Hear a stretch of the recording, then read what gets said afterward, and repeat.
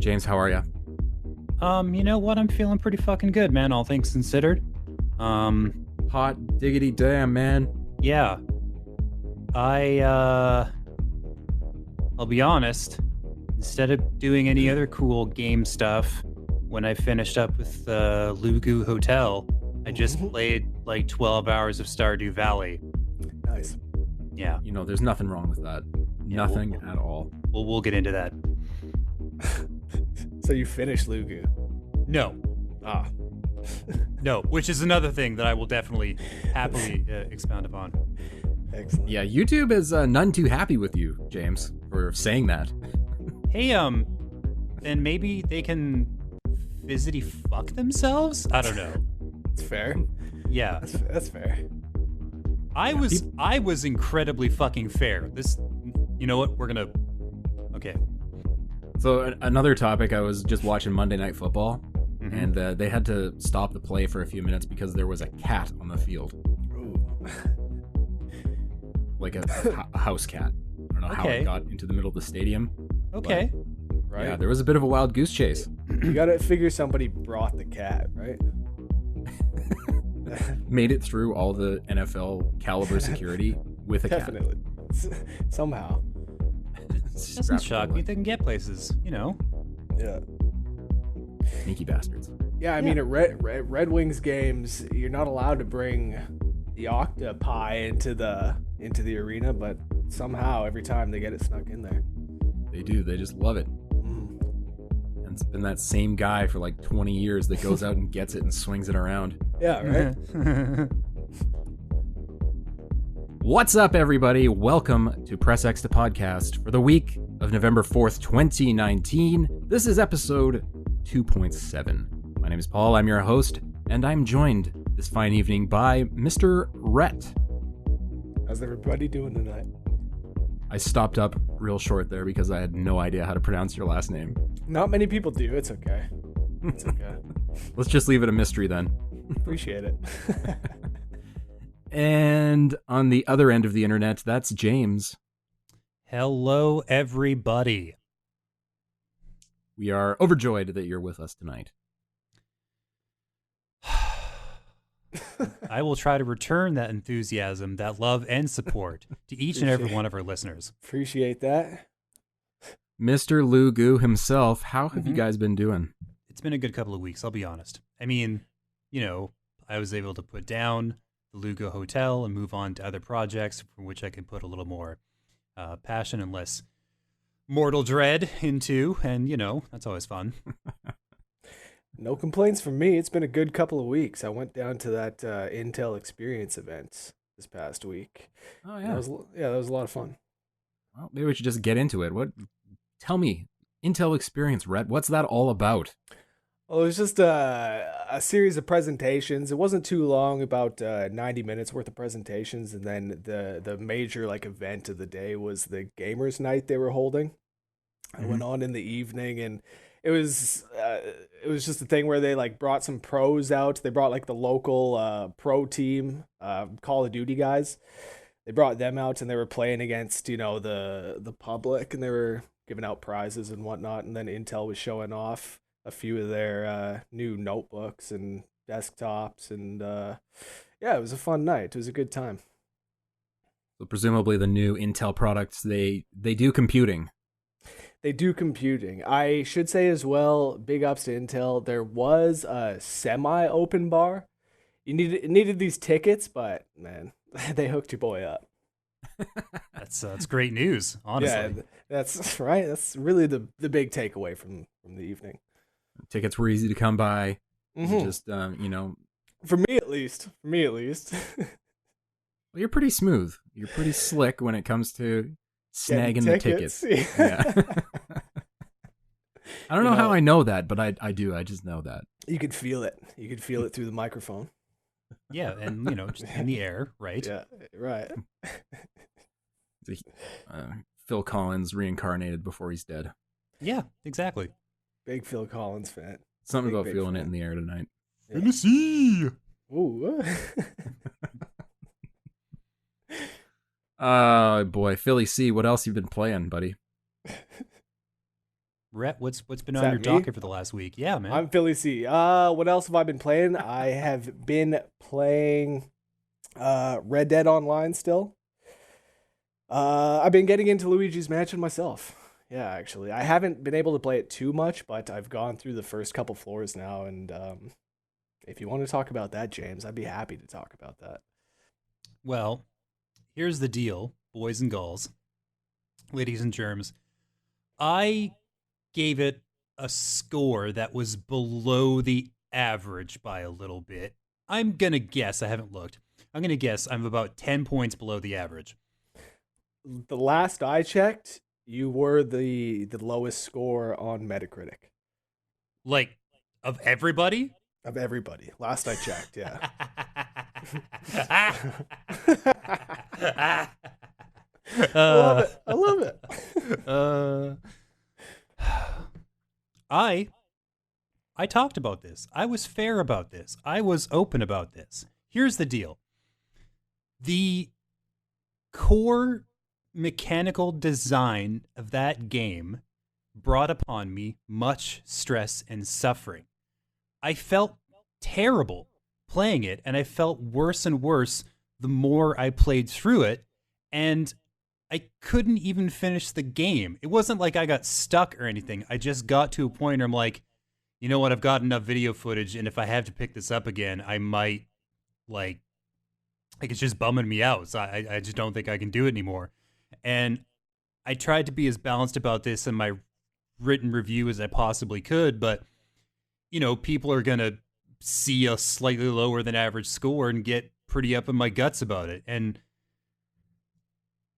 I just fucking really hate that specific style of puzzle game. And this isn't something I even realized about myself until it came time to write the review. Before that point, I was just feeling nameless, formless dread that I couldn't, like, put a face to.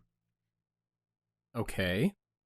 So, what specific components of the Luigi's Mansion style of puzzle game are you talking about? Like, well, basically, the whole game is structured like a checklist, essentially, where you know specifically how much content you have to get through, more or less. There might be some surprisey bonus shit tossed in the very end. That's fine. And so you have a pretty good idea of what's ahead of you still after every time you accomplish something. And for me, it got to the point where every floor was just a lot of, like, fruitless running back and forth and, like, vacuuming every object in every fucking room to try to find that one magic item that let me make any sort of progress. And this same design philosophy is built into the boss fights. So I was psychologically beaten down and, like, brutalized after every floor. And then every time I'd hop back into the fucking elevator and gain access to a new one, I was like, well, that was terrible. But logically, the next floors will be more difficult, which means more suffering compared to what I've already endured. And the weight of this got so intense that I was like, you know what? No, fuck this. Fuck this noise. I'm not playing this anymore. I just got what I needed for the review. I got what I needed for the video capture. I was like, I'm fucking done. And I recognize that the game is objectively well designed. It's beautiful. The sound engineering is great. There's lots of little touches to the animation. All the characters look amazing. You know, like, as far as Luigi's Mansion games go, it's top shelf. I fucking hated it. And I can't do anything about that. That's completely valid, and let's not lose perspective here. Like, is a review not but one person's opinion? Yeah. It's like, come on, people.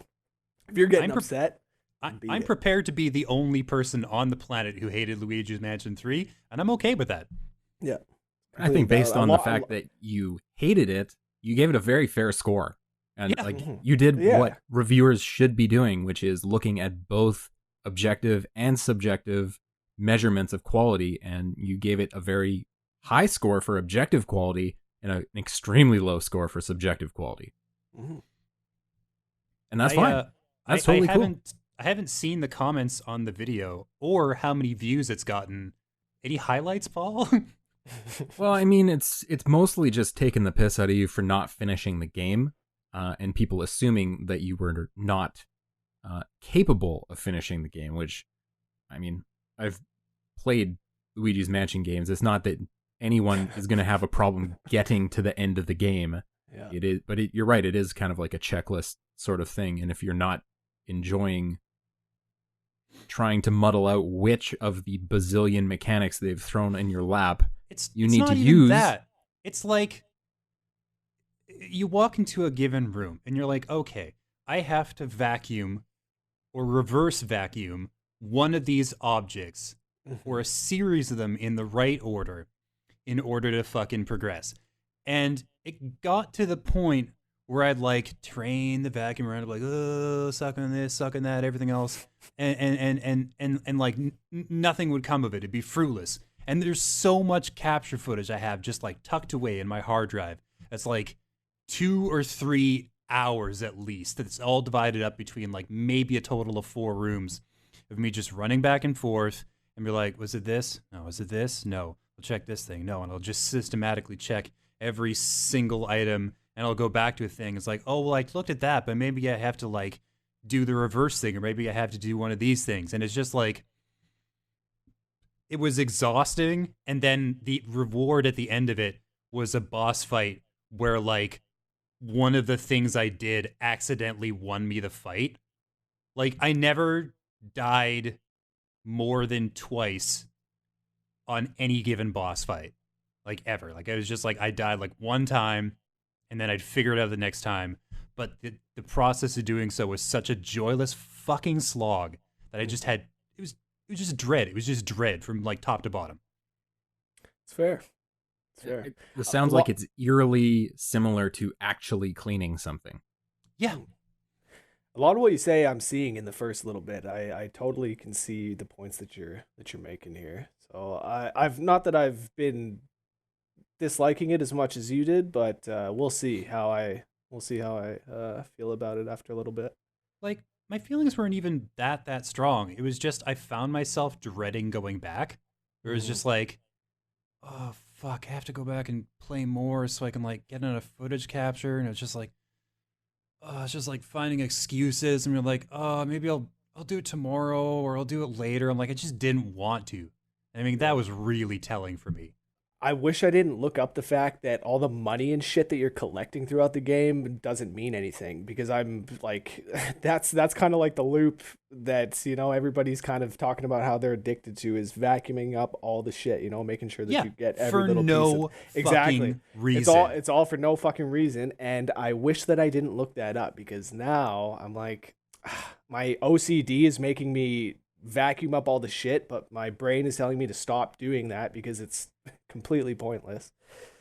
So, well, you can buy continues. Right? You get the golden bones. But like you were saying, you'd never come close to losing a boss fight. What, twice? Yeah. So like basically, I die 2 times, and that's like I'd use up all the bones, right? Yeah. And then I would die, and it was like, oh, that sucks. And I go back into the same stack of bones, and I do it again, and then I win. Exactly. That's what I was gonna say. Is that there's really not much challenge so far. Again, I'm not too far into it, but there's really no challenge to the game so far. Has anybody read any of the reviews that really like it? Why are people giving this high scores if this is the case with the loop? Just the subjective opinions that James was talking about. That's you know, graphics, sound design, cute little nuances to the animations, like just all that shit. People are, I guess people are looking at that more so than how the game made them feel, you know. It's like James came in at the review from one perspective, and almost everybody else came from a different perspective. Hey man, that happens. That happens all the time. Like, right, where people's expectations just don't match up with what is actually on offer. And there's a really great example of that in the marketplace right now, coming out later this week. Is that good old Death Stranding, Paul? That is Death Stranding, which I reviewed for the last several weeks. And I just can't wait. I just can't wait.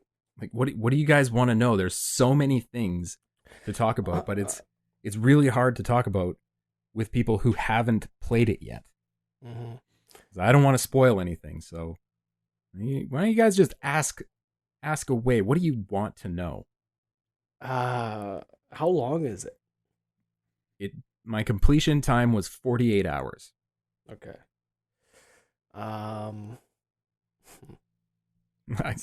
Hey, you just want to know everything, right? I got a question. I've heard a lot of stuff about people being like, "Oh, it really picks up after the first 10 to 12 hours," and I have a funny feeling that might be bullshit. What was your take? No, that's not the case. No. I mean, it's definitely a little bit of an adjustment period at the very beginning of the game, getting yourself into the pace of the game, which is really slow. It's very measured, and you have to do a lot of planning. There's a lot of looking at maps and planning routes and managing your cargo. So if those kind of minute details don't interest you, you're probably not going to like this game. But if you're able to toss off the expectations you might have had of this being Metal Gear Solid 6 and can accept that it's not that, not even close, not even a little bit, I think most people will find that the actual act of carrying things from A to B is quite satisfying. I mean, yeah. Nah, I was just gonna say it's not Metal Gear Solid 6, of course, but like Metal Gear, so much of Metal Gear was just the story, right? So just experiencing the story. Like the gameplay, it's not like the gameplay was ever, like top class, world class. You know what I mean? It was essentially, especially in the early generations, it was just avoid a cone of vision and work your way through these small little levels, right? Like it was never anything crazy, but it was the story that kept you going. So the big thing with Death Stranding was, and my question to you is the story, does the story keep you going? Is is it interesting enough to keep your interest through those nearly 50 hours? I mean, for me, it was. If you've played any of Kojima's games before, you know what his storytelling style is already. And it's lots of big exposition and info dumps and pseudoscience terms that mean nothing, but are there because he wants you to know that he's thought the lore all the way to its logical extreme. Yep. So there's plenty of that. I think the writing is a little bit on the nose a lot of the time, but that's also the way things have always been with Kojima's games. I think people tend to forget how it's been written in the past. But the acting quality is very high, especially from the Hollywood crew. Mads Mikkelsen is outstanding. I'm sure. He's kind of sparsely used for a lot of the game, but once his character becomes more involved, it's extremely entertaining. He's taking the lines and giving them his all, regardless of what the content is or how well it might be written. So I do think that stuff is really well done, and the performance capture is outstanding. Excellent. And I'm sure I'm going to love it. To be honest, I'm sure I'm going to love it.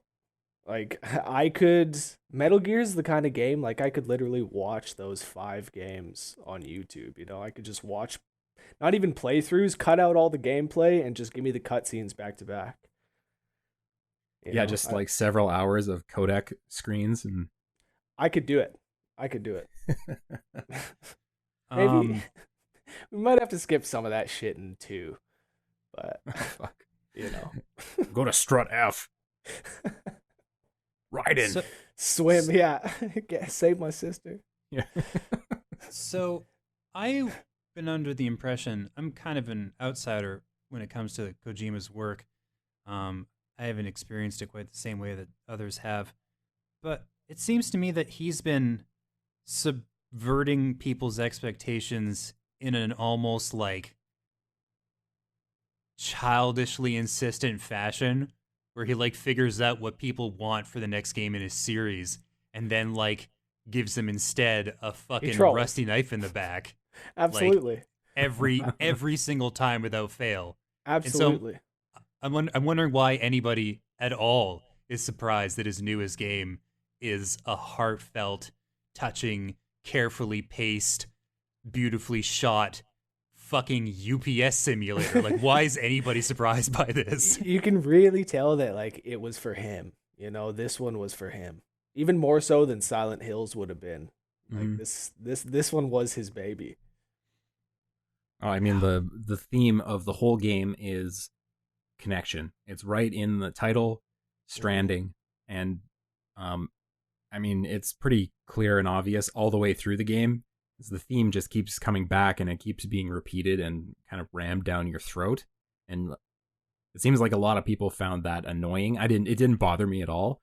But just the way that theme connects to Kojima himself of, you know, losing his baby Metal Gear from when he was pushed out of Konami and having to rely on his connections to find a way back and reconnect with the industry. And I don't know, however you want to put it, it's pretty obvious what he was going for with this.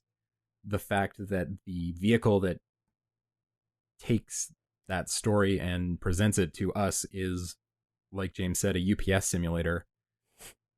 I mean, it is what it is. And if you don't like it, you don't like it.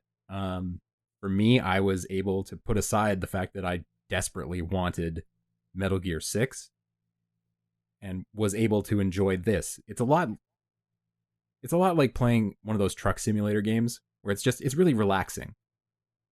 You know, you manage your cargo and you get ready to go and you plan your route and you think you've got all your equipment. You know, you get your ladder and you got a bunch of climbing anchors so you can get down the mountain, and then you just kind of trudge around outside and there's not a lot of real danger, but that gives you plenty of time to look at the magnificent environments, which are really outstanding.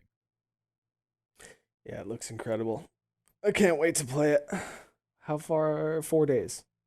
Yeah, I have also pre-ordered it, so you know, yeah, shit is I do have it happening. loaded. I'm kind of bummed because the day after I pre-ordered it, I got it digital. I got my email from Amazon saying that the special edition was in stock. So there's nothing I could do. So it's okay. It's okay. Somebody else can have that cool shit. I'm just gonna play my digital copy with my digital bonuses. Were you gonna order the one with the baby? Yeah, that was the one. It became available for a day or Damn. two here. Yeah, exactly. I saw that it's a 1-to-1 scale. Oh man, fuck me. That thing looks cool. Oh God. Yeah. Of course that exists. Yeah. But yeah, I mean the for anybody that's on the fence about this, I would definitely recommend looking around and finding some voices on the web that you typically agree with, their opinions about games, because odds are you're either going to love this or hate this. And I can't tell you which one you're going to be, but for me, I really enjoyed it. Can't wait. And isn't Hideo Kojima, he said something about how they're going to be making movies in the future now. Not that they haven't been already, as I believe you said, but Yeah. Apparently that's the next thing. I don't know. I love how he provided next to no context for what that means or how they're going to accomplish that. Right? Are they going to be animated? Is he going to be, I mean, he's clearly making a lot of friends in Hollywood right now, so he can pretty much do what he wants. Yeah, that's true. Yeah. Who was it? The director of Mad Max Fury Road was giving him props on the framing and whatnot in Death Stranding, I think. Mm. But yeah, his cinematography is, I think it's really evolved over the course of time. I mean, he's always been good at using angles and using light and using framing to, you know, tell a symbolic story. His work is gorgeous. A lot of Metal Gear, as I was playing it this past month, Metal Gear 5, I Mhm. was thinking to myself, like, basically every cutscene looks like there's a guy holding a camera behind. You know what I mean? It looks Mhm. like they've actually got a cameraman on set. It's crazy what he did with that game. Mhm. What I will give him props for is getting rid of most of the creepy shots and creep angles, like Hmm. the way he handled quiet in Metal Gear 5 was a little too far. Uh, but he, for the most part, handles things much in a much cleaner way here, except for No, with Norman Reedus because you see his butt all the time. no doubt about it. I was thinking that same thing actually. That a lot of those shots with quiet, a lot of those moments with quiet, I figured those ones were for the boys. You know what I'm saying? Yeah, Yeah. absolutely. But Yeah. Yeah, and they had to cook up some fucking nonsense about how she like breathes through her skin, and that's why she hardly wears any clothes. Yeah. Just put it into the story. People will forgive it. It's all right. Yeah, just Yeah. say you want some smoking hot girl wandering around half naked. It's fine, man. We get it. 100%. just lean into it, buddy. Lean Yeah. in. Yeah. But anyways, Death Stranding coming out this week. I don't know. You're gonna have to make your own opinion, as you'll see if you check out Metacritic. It is all over the place, Hmm. all over the place. But more or less, pretty positive. I think it's at like an 85. All right. Yeah. Anybody else been playing stuff? I got a couple more things, but I spent the entire weekend playing Stardew Valley, which was like a nice, relaxing interlude Change after of the pace. stressful Luigi's Mansion stuff. Just building the farm and It's so and funny because that vacuuming's it's been kind of cathartic, but clearly not so much for James here. So that's nice that Stardew's been that change of pace for you. well, yeah, man. There's no hurry. Just chill out. Absolutely. Do a Hmm. little digging, do a little fishing. It's very very relaxed. I watched some like uh streaming VODs of like some channels I follow, just watching some people play like Undertale and Mario Maker. It was just a very, very laid back experience this weekend. Um, which I'm not getting any more of those anytime soon. December, I think, sometime in December is when I get my next bit of downtime. do you have some reviews on your plate, James, or anything you can talk Uh, about? I was just doing the the gift guide. I've got no games in the pipes right now. I'm waiting to see who gets the Pokemon code.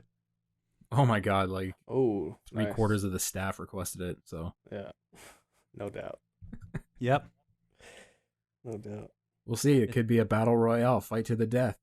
listen, you just let Two, me know, and I will sharpen all of my knives. yeah, 2 day battle Specific. royale. Yeah, Excellent. yeah, Be it's be fine. happy to partake for that Pokemon Go. Wait, but hold on. Is it sword or is it shield? Because if it's shield, y'all can have it. You gotta have your boy Sir Fetched in there. Yeah.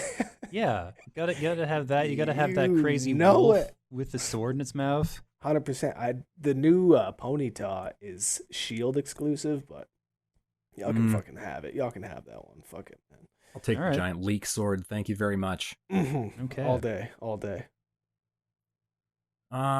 Well, despite having played like a billion hours of Death Stranding, still had a lot of time to play other games because we just did our Extra Life stream this past weekend. So my bro and I played for 24 hours straight. Yes. Oh my. It seemed like it was a success. Yeah, I mean, we're like on the borderline of our goal of 2 grand, which is a fair bit more than we've done in past years. So we're pretty happy with that. Pretty All happy with right. that. Yeah. But played a lot of Call of Duty. A lot of Call of Duty. As it turns out, that adrenaline rush is exactly what you need to get through the 3 and 4 a.m. Blues. Mhm. Yeah, I saw a lot of the new Call of Duty at that Intel thing I was telling you about. They had pretty much every one of their machines was running Call of Duty. Mhm. And it looked fantastic. I didn't want the game up until I had seen it running on all this new hardware. It looks really, really good, actually. Yeah, they've done quite a bit with the engine to bring it up to modern specs, and Mm-hmm. yeah, the characters and environments are way better than they used to be, and they still got it running at 60 frames on PlayStation. So I don't know. I don't know what more you want from these people. It's guns and it's shooting, and it runs really well. Yeah, and it seemed like they had a lot of new modes in there that hadn't been in Call of Duty before.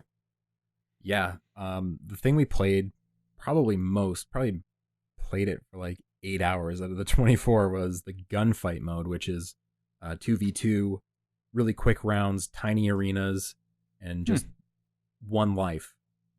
Love it. So I love that stuff.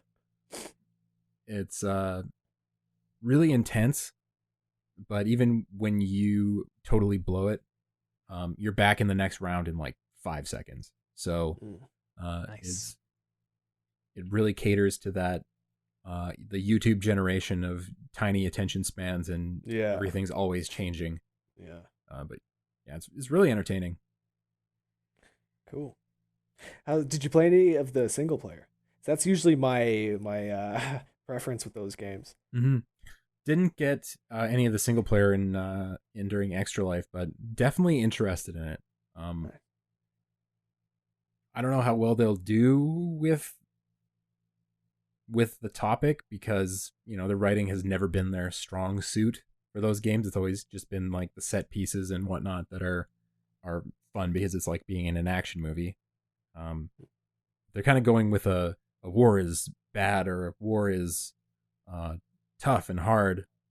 And I don't know how well they'll do with that, the subject matter. I've heard some complaints. Basically, if you go for realism in a war game, actual soldiers will come out of the woodwork and be like, here's where you fucked up, and here's how you can do better. But like man, I was seeing a little bit of controversy too, because they're apparently they promised no Russians. There was going to be like no Russian enemies in the game, but there's Russians in the game. People were up in arms on Steam about this.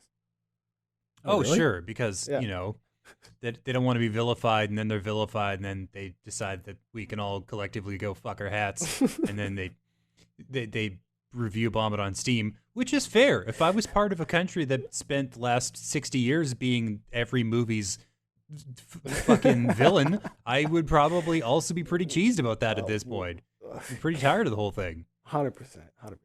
Yeah, yeah, I could see that from one perspective, but I mean, from another perspective, you're painting with a pretty broad brush if you're taking the fact that the bad guys in Call of Duty have traditionally been Russian, and applying that to the entire country, which is has hundreds and hundreds of millions of people spread across the largest landmass in the world. It's a very good point. Good point.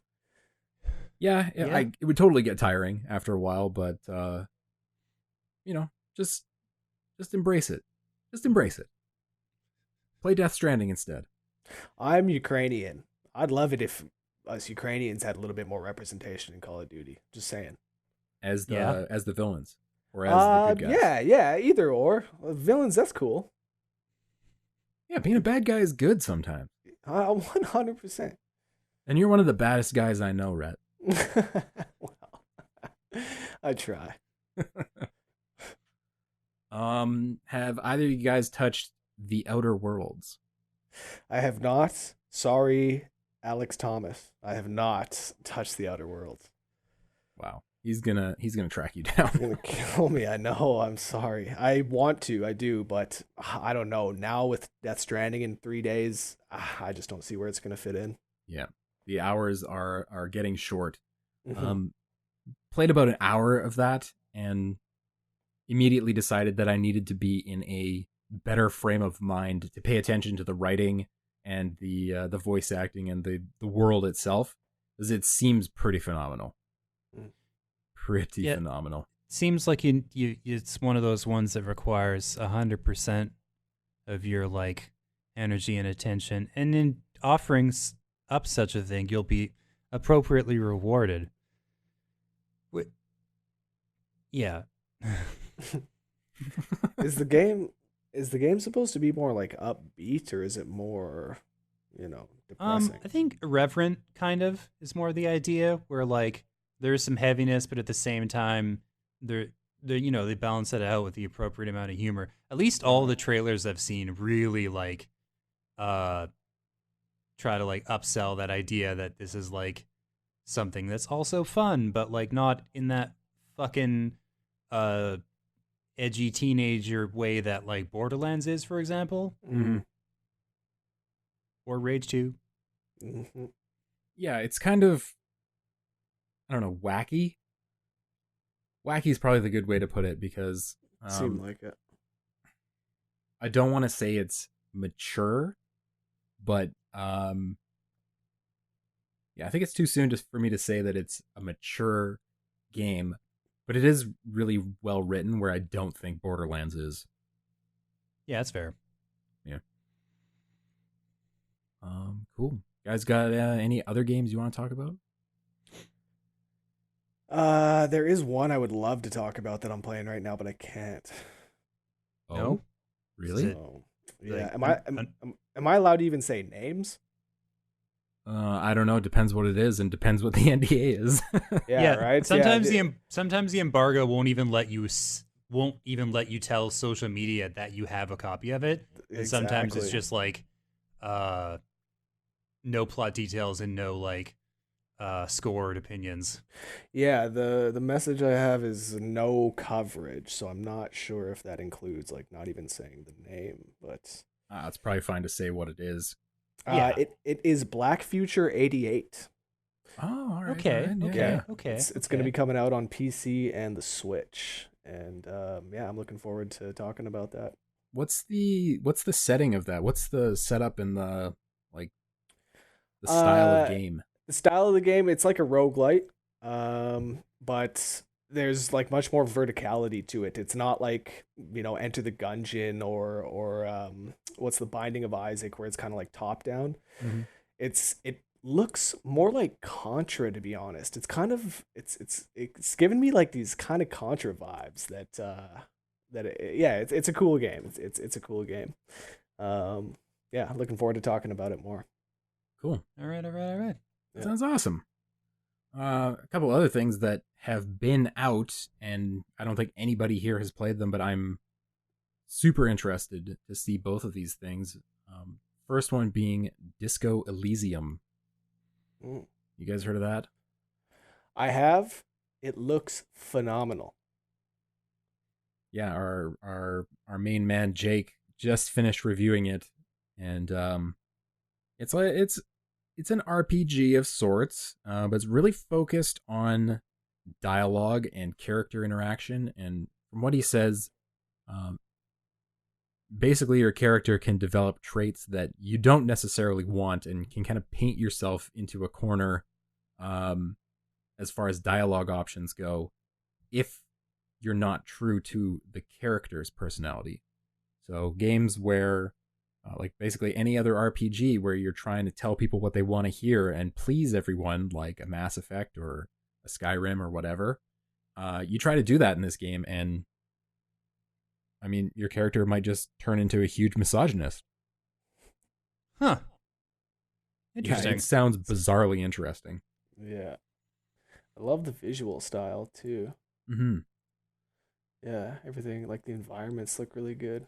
It's got like the top-down Diablo style, but like it looks like the environments are much more varied than, say, Diablo 3.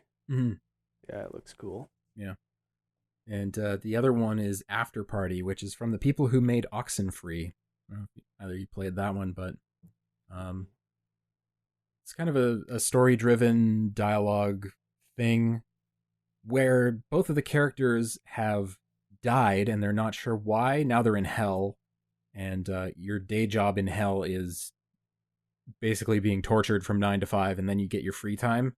So they have to go to a bunch of bars and try to figure out what happened to them. Okay. Yeah.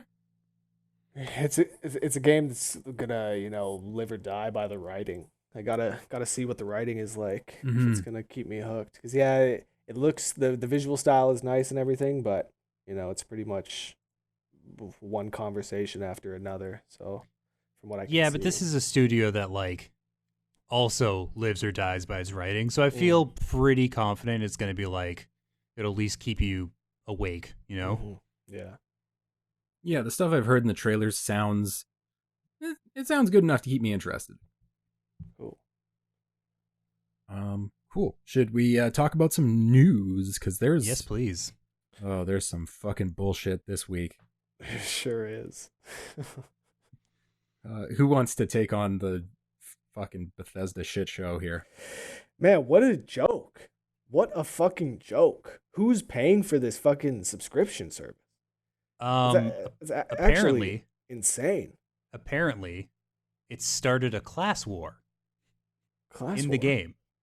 What? Yeah. So basically what happens is when you become a Fallout first player, you're distinct from people who did not. Like there's an icon on your character or something like that. Like people can tell immediately. They like click on you, they see you, they're like, "Oh, you're a Fallout first player." So the people who haven't paid for the game are like ganging up on these people and beating the shit out of them. That's amazing. Honestly, yeah, that's pretty funny. Because it's like yeah.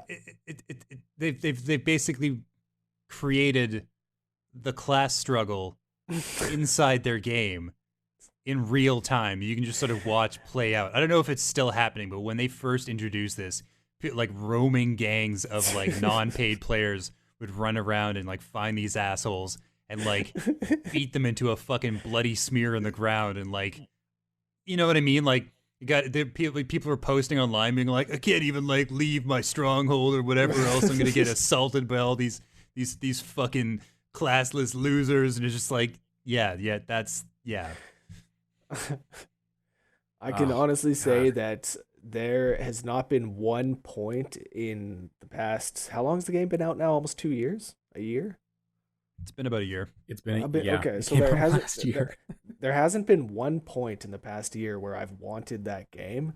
After hearing this, James, after hearing about this class war, I think I want to play.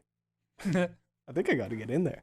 Rhett, I promise you do not want to play this game. Yeah.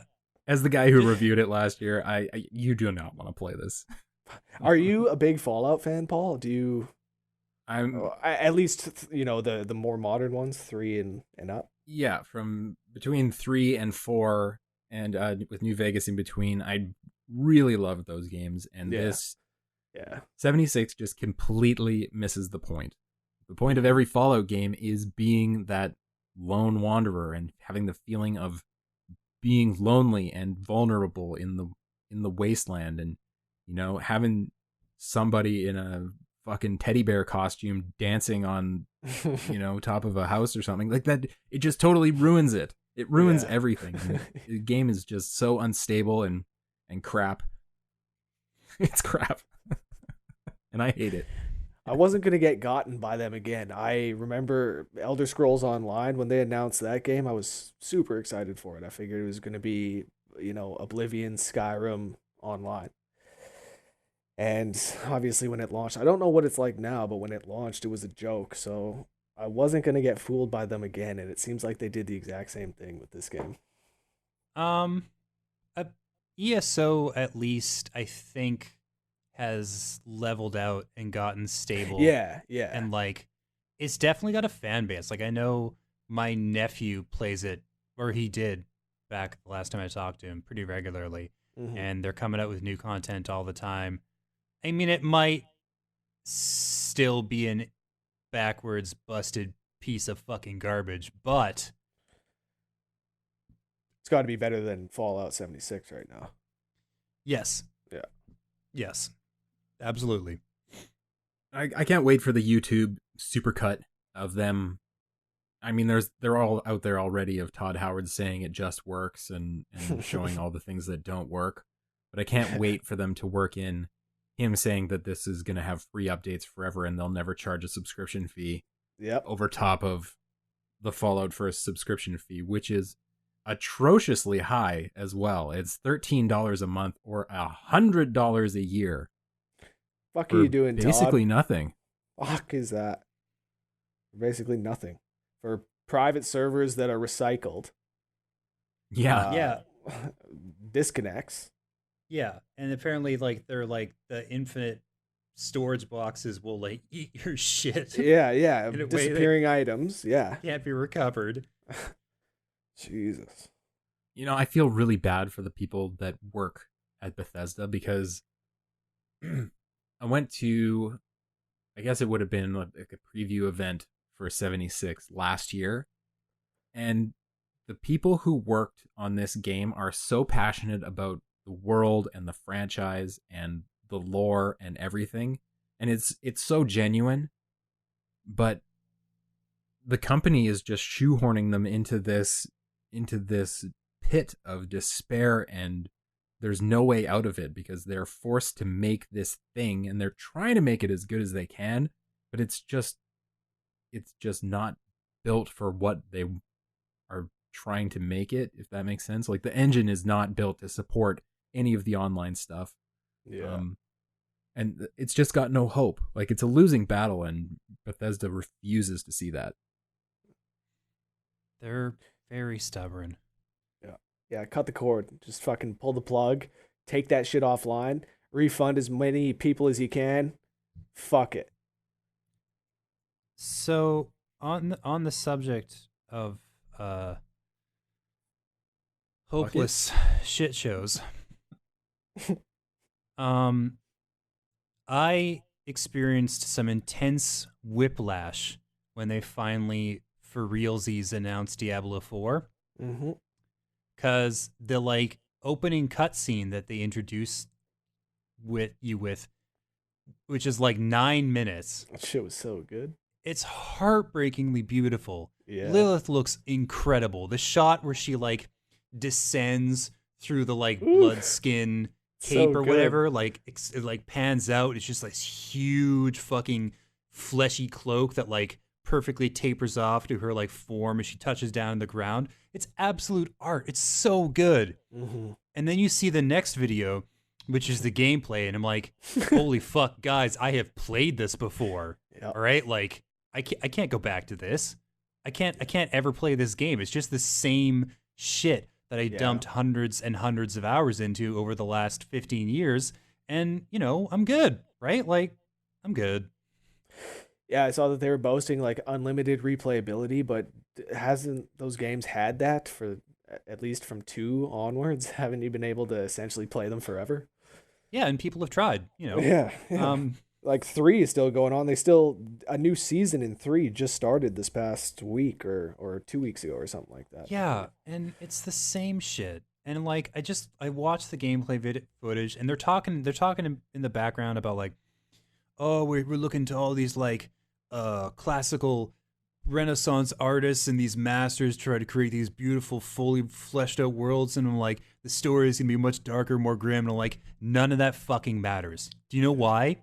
Because as soon as you fire up this game to play it, people are gonna be like mashing as quickly as possible through the cinematics and the story because they don't give a fuck about any of it, because it's all gonna be funneled into that like disgusting loot-based meat grinder where you're just like running instances as fast as you can to like get into the fucking hamster wheel of like drip-fed new content and items and equipment, and like all of that amazing background shit is just gonna be like pummeled into white noise, and nobody will ever think about it again.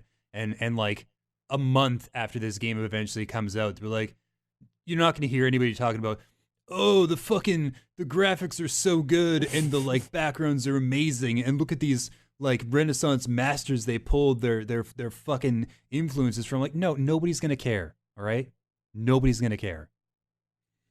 Couldn't agree more. So yeah. So in short, sorry, but fuck Diablo 4. I don't know. That's fair.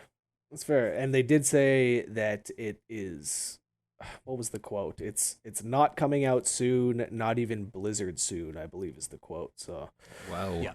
there's going to be a long wait and a lot of time for speculation. My guess is 2 years, Yeah, right. assuming. Late 2021. Yeah, that is unless, I don't know, international relations between the U.S. and China don't like deteriorate or violently degrade at some point because the country collectively does a big whoopsie and like suddenly China's not doing business with any American companies anymore. Yeah. I don't know. Not saying this for any specific reason. No, nothing about the climate suggests that anything like this is going to happen. But yeah.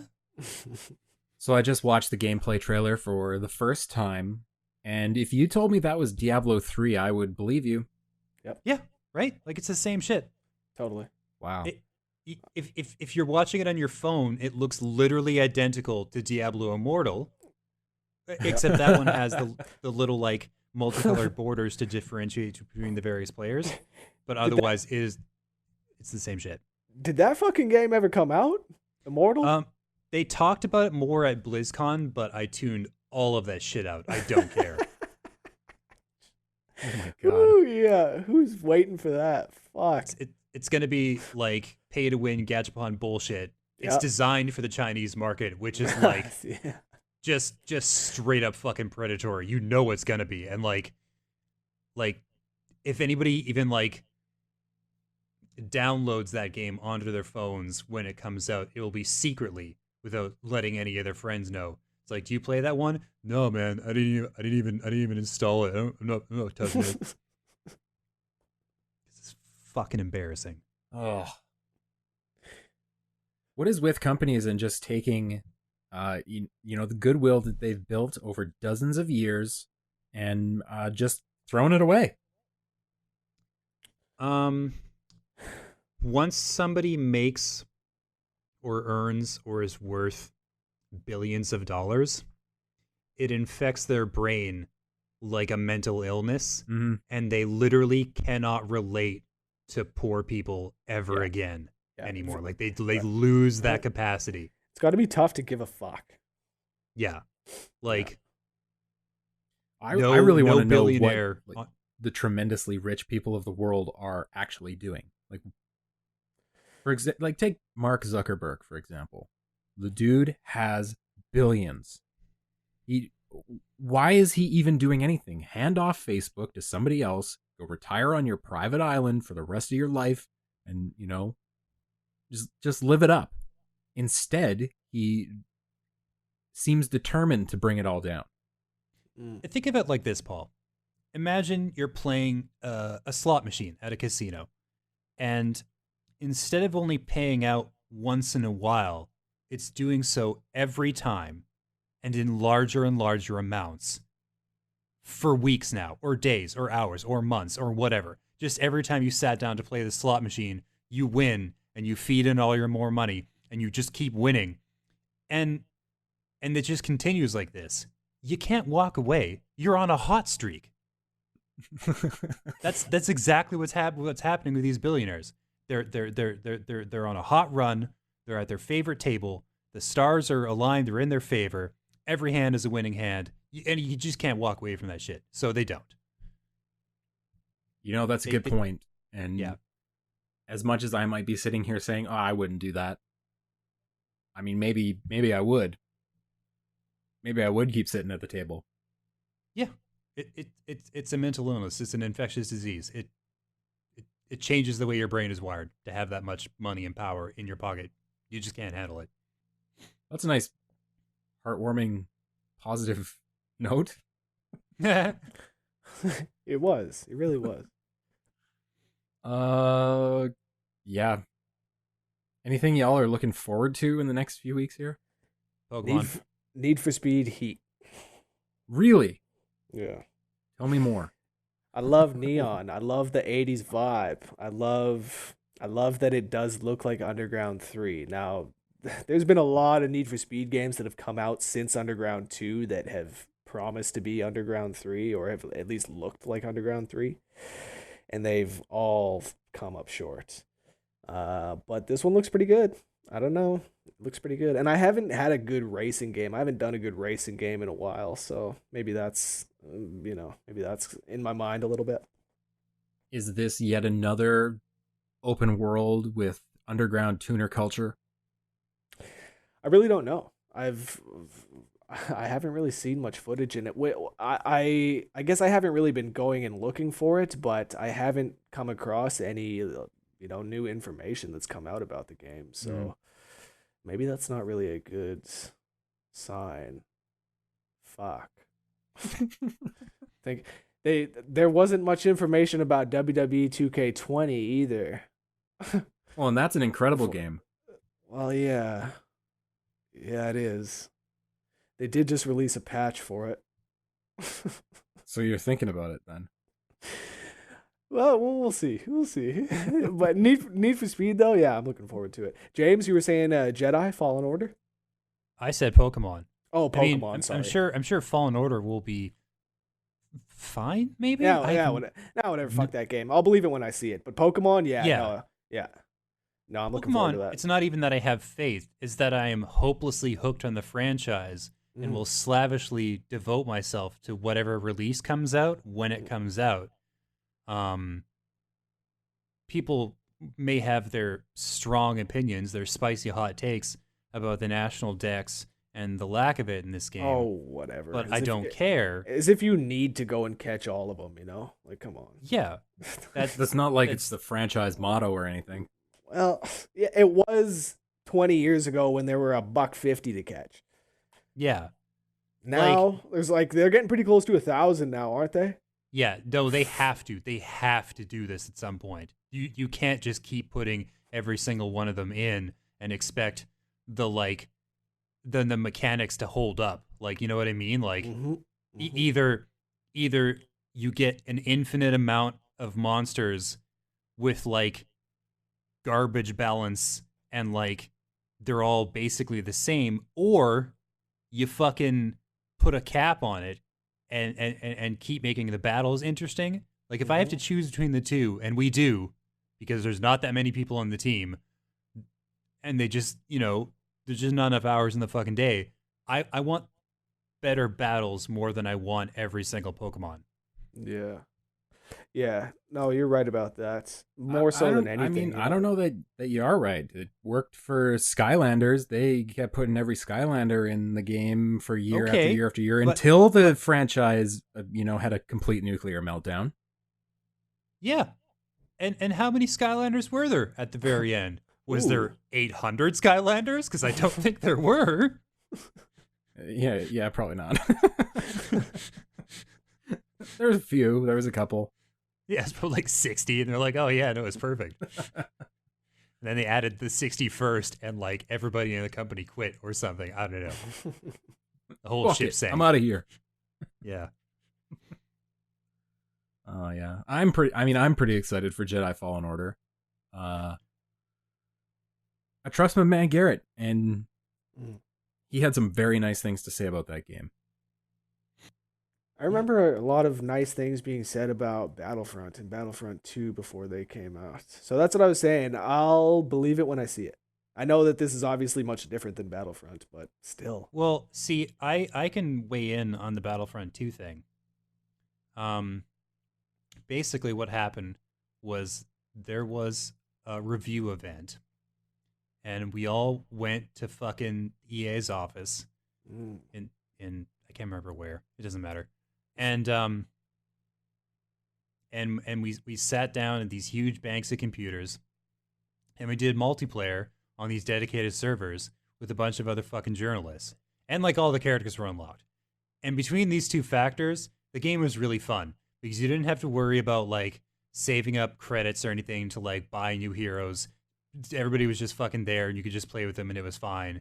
And like you were playing against other game journalists, and we're fine. We're not that great. Like I was still one of the worst people there just by nature of what kind of games I play. But like, you know what I mean? Like the playing field was somewhat level, and we didn't have to fuck with any of the like the economy stuff. So it was fun, and we scored the game based on our experiences, which were, again, mostly enjoyable. And then the game comes out and they reveal the price points for like the credits and how much it takes to unlock everything. And it's like, oh, hey, wow, we didn't fucking know any of this. Like this was not the game we were presented. Basically, we were fucked with by EA, and our scores reflected this.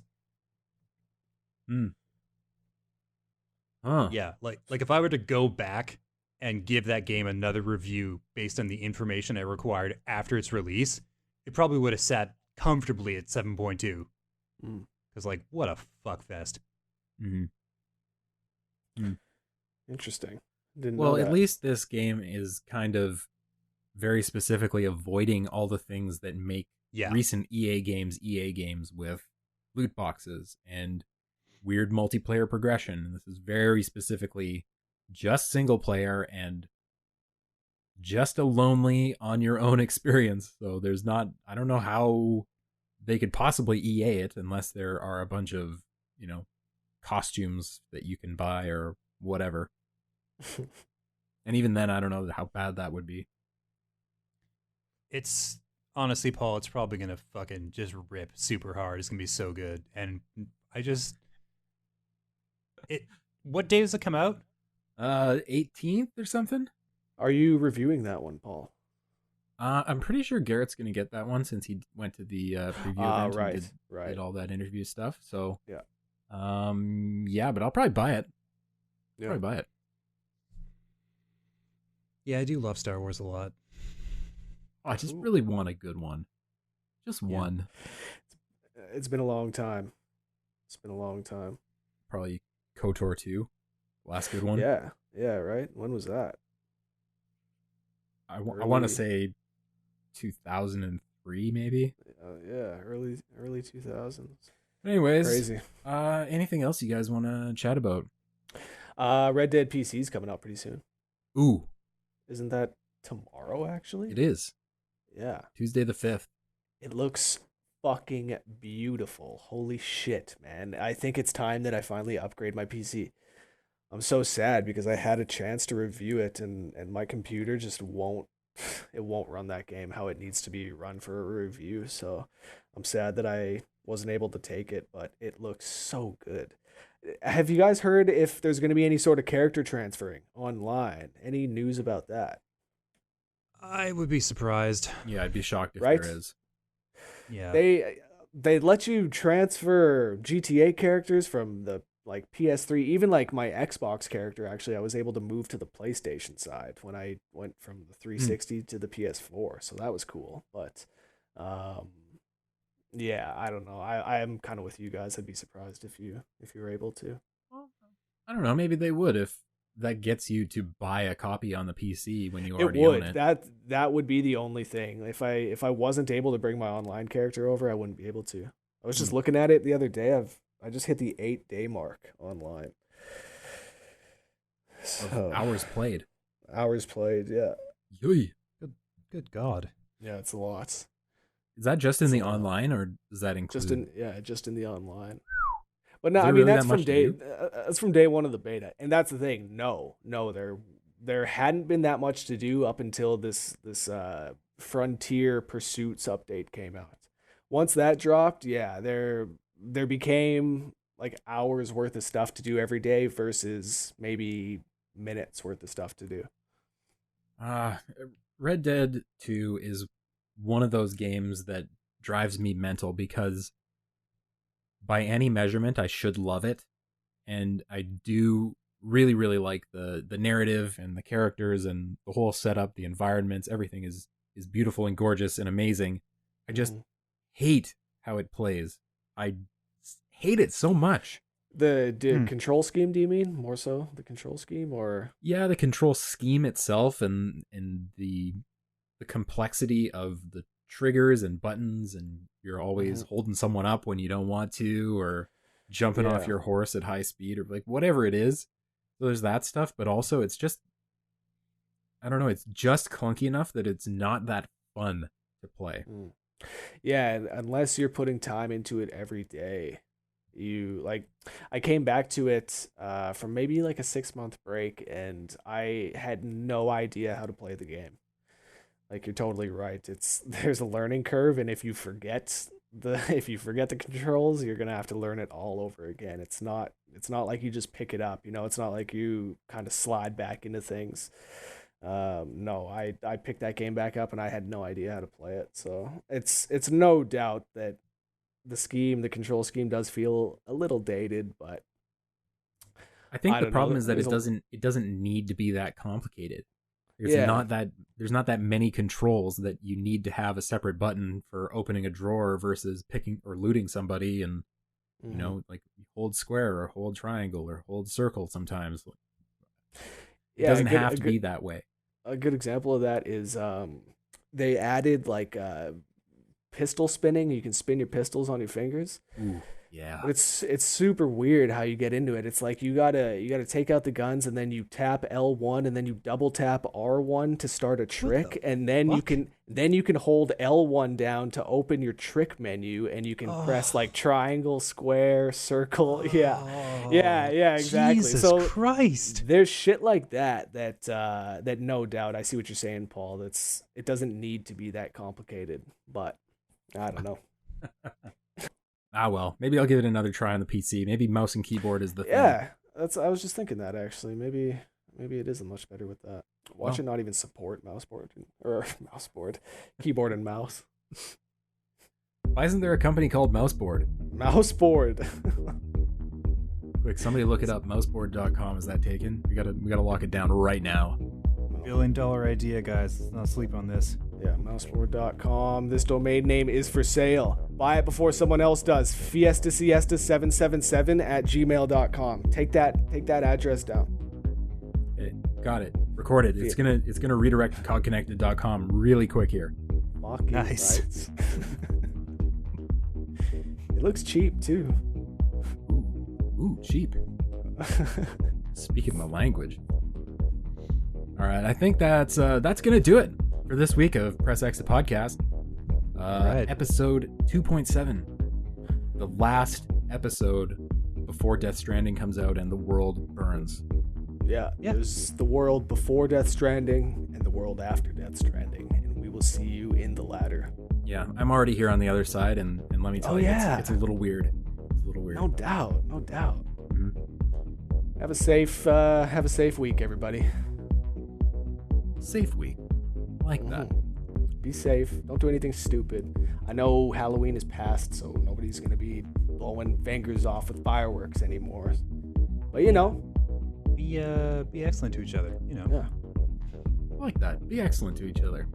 And with that, we will see you next time. Thanks for listening, everybody, and take care of yourselves. Bye-bye. Bye-bye.